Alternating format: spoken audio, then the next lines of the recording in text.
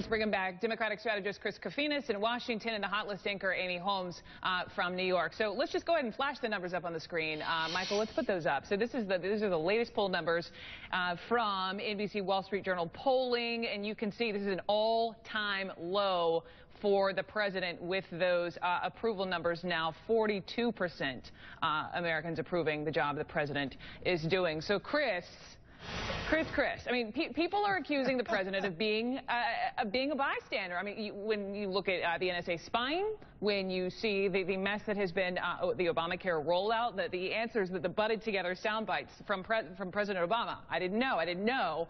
Now you have the poll numbers really to prove it. I don't want to get into what the president did know or not, but on a pure optics level, it looks bad. Am I wrong? Yeah.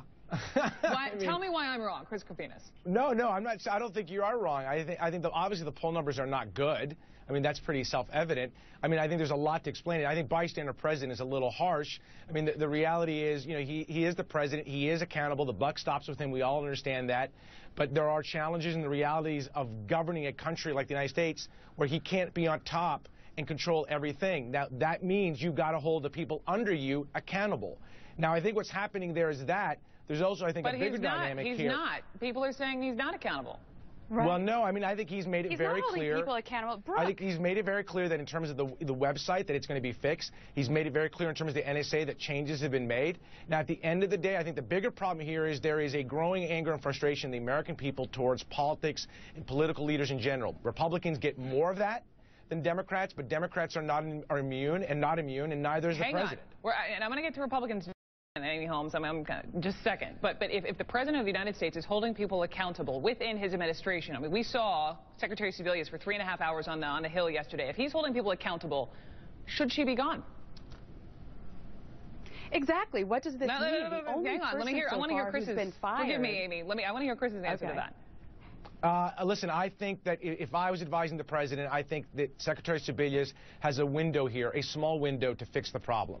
If this problem gets fixed by the end of November, then we can move on, and I think people will start focusing on the good things that are in the Affordable Care Act. If that doesn't happen, if these problems persist, and we're talking about this into January, yeah, I think the best thing for her would be to resign. Okay, Republicans, Amy, if you look back to this NBC Wall Street Journal polls, 22% of people polled say they see the Republican Party in a positive light. That is way worse numbers than we're seeing from President Obama. Given the mess that is, you know, speaking of Sebelius and this whole Obamacare rollout, given all of that, do you think that your camp, did you at all, you know, regret the strategy here when we take it back a couple of weeks with the debt ceiling debacle and the government shutdown mess? You know, had that not happened, your party's numbers could be looking a bit better. Well, I wouldn't call them my party since I'm a registered independent, and I never did support the shutdown strategy. I thought that was a loser. I thought it was a loser, a failure, and, you know, I think it's led in exactly the place that a lot of conservatives feared, which is for the GOP to, you know, suffer the backlash from all of that. But the other thing that it did is that it obscured attention on the fiasco and the disaster that is the Obamacare rollout. I mean, you know, Chris, I have to, you know, admire you and shake your hand for saying at least that Kathleen Sebelius should go if this isn't fixed quickly.